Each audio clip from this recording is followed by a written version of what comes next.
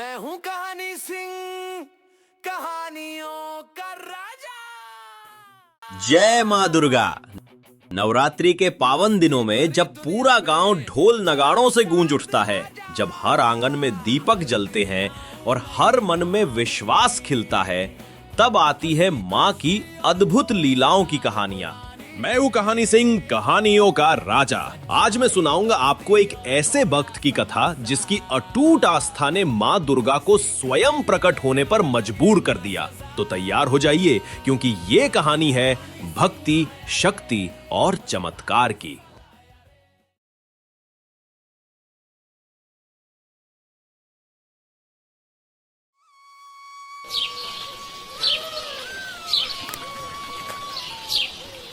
एक बार की बात है। एक गांव में विमला नाम की महिला रहती थी। वह माँ दुर्गा की बहुत बड़ी भक्त थी। उसने बचपन से ही दुर्गा माँ की पूजा आराधना की थी। ऐसा कोई दिन नहीं जाता था जिस दिन वह दुर्गा माँ की पूजा ना करे। ऐसे ही हर रोज की तरह विमला अपने घर के मंदिर में दुर्गा माँ की पूजा कर रही थी। पूजा खत्म करने के बाद वो भोग लगाती है। माँ, आज मैंने तुम्हारे लिए खीर बनाई है, इसका भोग लगाओ माँ। उसके बाद विमला आंख बंद करके थोड़ी देर माँ का ध्यान करती है, लेकिन तभी वहां उसकी बहू आ जाती है।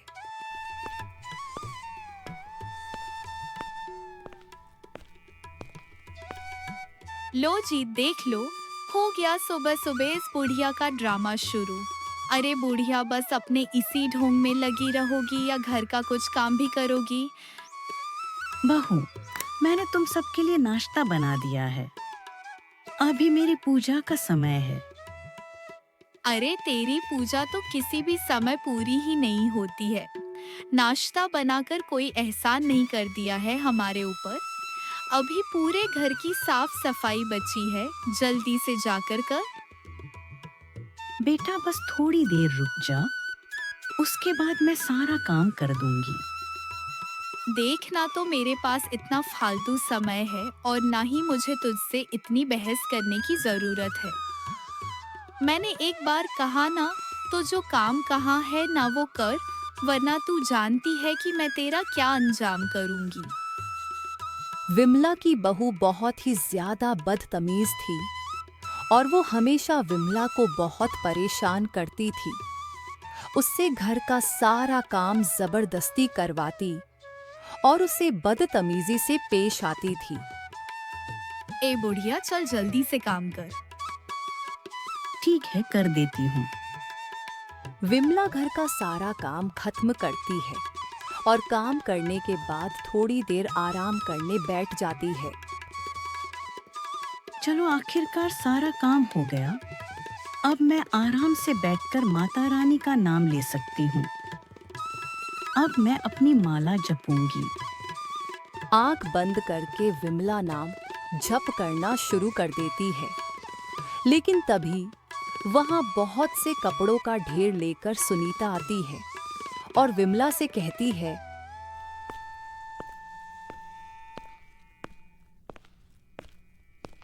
ए बुढ़िया, तूने अपना ड्रामा फिर से शुरू कर दिया।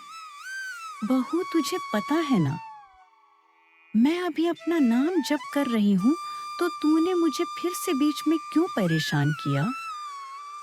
मैं अभी ही तो घर का सारा काम खत्म करके थोड़ी देर बैठी थी। उसमें भी तूने मुझे बीच में टोक दिया। आहा हा हा, आई बड़ी मुझे कहने वाली। देख बुढ़िया, अभी तो तू इस छत के नीचे आराम से रह रही है ना, वही तेरे लिए बहुत बड़ी बात है। अगर मुझे गुस्सा आ गया ना, तो तू यहाँ पर दिखेगी भी नहीं। मैं तुझे यहाँ से निकाल कर बाहर फेंक दूंगी। बहू, तू बार बार मुझे ऐसी धमकियां क्यों देती है? मैं तेरा कहा सारा काम करती तो हूँ, फिर भी तुझे मुझसे इतनी परेशानी क्यों होती है? मैं तुझे यहाँ पर यही बताने आई हूँ कि तेरा सारा काम खत्म नहीं हुआ है। अभी बहुत से कपड़े धोने बाकी है। चल अब जल्दी से शुरू हो जा, अपना काम कर। सुनीता कपड़ों का सारा ढेर विमला के पैरों के पास रख देती है। चल अब जल्दी से शुरू हो जा अपने काम पर। स्कूल से बच्चे भी आते ही होंगे। उसके बाद उनका खाना भी बनाना है, इसलिए जरा जल्दी जल्दी हाथ चलाइयो। इतना कहकर सुनीता वहां से चली जाती है। सुनीता का ऐसा रूखा व्यवहार देखकर विमला की आंखों में आंसू आ जाते हैं। हे माँ, मेरे साथ ऐसा क्यों हो रहा है? जिस उम्र में मुझे आराम करना चाहिए और बहू को मेरी सेवा पानी करनी चाहिए, उस उम्र में मैं उसी की सेवा पानी कर रही हूँ। मुझे काम करने में कोई परेशानी नहीं है माँ, पर यह तो मुझे हमेशा ही ऐसे कड़वे बोल बोलती है।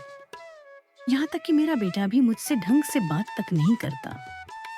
सब मुझे बहुत ताने मारते हैं। अपने आप को संभालते हुए विमला बाथरूम में जाती है और सारे कपड़े धोती है। फिर उसके बाद वो रसोई में खाना बनाने चली जाती है।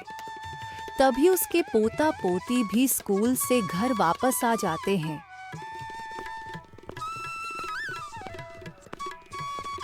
दादी देखो, हम स्कूल से आ गए।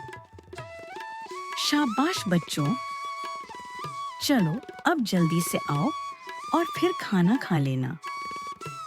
मैंने तुम्हारे लिए खाना बना दिया है। दादी दादी आज क्या बनाया खाने में? तुम सब जाओ, जल्दी पैर हाथ धोकर आओ। ओके दादी। पायल और पिंटू दोनों चले जाते हैं। दोनों जल्दी से हाथ पैर धोकर वापस आते हैं और खाना खाने बैठ जाते हैं। दादी मम्मी कहाँ हैं? हमें पूरे घर में कहीं भी नजर नहीं आ रही। अरे बुद्धू मम्मी वहीं फिर से अपनी सहेलियों के साथ किटी पार्टी करने गई होगी। अरे हाँ, मम्मी को तो बस यही काम है। मम्मी किसी भी चीज के बिना रह सकती हैं, लेकिन किटी पार्टी के बिना। ना, बिल्कुल नहीं रह सकती। तुमने मेरा डायलॉग बीच में क्यों काटा? तो क्या हुआ? नहीं, मुझे मेरा डायलॉग खुद ही कंप्लीट करना था। चुप करो, इसमें बहस करने वाली कोई बात नहीं है। जब मैं तुम्हारी बातों के बीच में बोलता हूँ तब तुम मुझे डांटती हो, तो अब तुमने खुद ऐसा क्यों किया? ओहो बच्चों, तुम दोनों भी ना एक बात का पतंग ही बना देते हो। अब बस करो और चुपचाप खाना खा लो। ऐसे खाना खाते समय बोलते नहीं है। ठीक है दादी।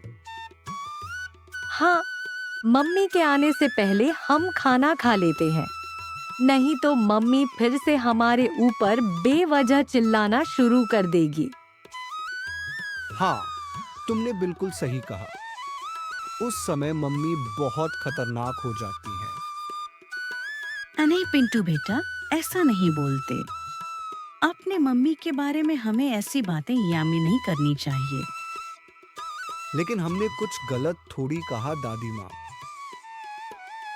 नहीं बेटा, मैंने कहा ना ऐसा नहीं करते। चलो अब चुपचाप खाना खा लो। ठीक है दादी। उसके बाद पिंटू और पायल दोनों खाना खा लेते हैं। खाना खत्म करने के बाद विमला भी बर्तन धोकर रख देती है और उसके बाद अपना नाम जप करना शुरू कर देती है। शाम को पायल घर वापस आती है और उसके बाद विमला रात का खाना बनाती है।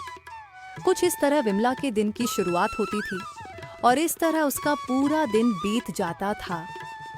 इस तरह नवरात्रि आ जाते हैं और विमला इससे बहुत खुश थी। वो हर बार की तरह माता की चौकी लगाती है। चलो सारी तैयारियां हो गई हैं। अब मैं माता रानी के लिए भोग बना देती हूँ। विमला रसोई में भोग बनाने जाती है।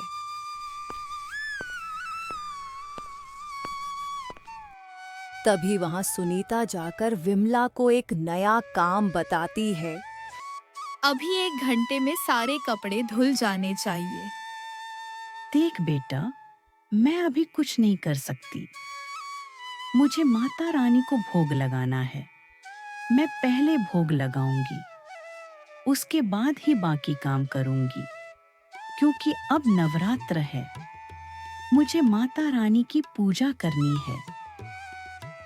सुनीता विमला को भला बुरा कहने लगती है, लेकिन विमला उसकी एक बात नहीं सुनती और माता रानी का भोग तैयार करती है। फिर वह माता रानी को भोग लगाती है। इस तरह दिन गुजर रहे थे, लेकिन सुनीता को यह सब पसंद नहीं आता। विमला ने नवरात्रि में पूरे 9 दिन का व्रत रखा था, लेकिन उसके बावजूद सुनीता उससे काम करवा रही थी। इस तरह दिन गुजरते हैं।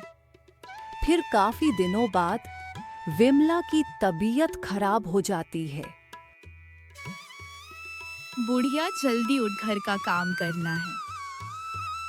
तुझे शर्म नहीं आती? तुझे दिखता नहीं कि मेरी तबीयत कितनी खराब है? तबीयत खराब है तो मैं क्या करूं? घर का सारा काम पड़ा है, उसे कौन करेगा? मैं करूंगी सारा काम। विमला और सुनीता देखते हैं कि उनके दरवाजे पर एक प्यारी सी लड़की है, जिसमें से एक अलग ही तेज प्रकाशित हो रहा था। तू कौन है? मेरा नाम मीना है। मुझे काम की तलाश है। ए लड़की, जा यहाँ से। मुझे कोई नौकरानी नहीं चाहिए। हमारे घर में पहले ही एक बोझ है। देखो, मुझे बदले में कुछ नहीं चाहिए। मुझे बस 2 वक्त का खाना और सोने के लिए जगह चाहिए। सुनीता मन में सोचती है कि यह तो बहुत अच्छा है, इसलिए सुनीता उस लड़की को काम पर रख लेती है। वहीं दूसरी तरफ विमला उस लड़की को बस देखते ही रह जाती है। ठीक है, मैं जा रही हूँ।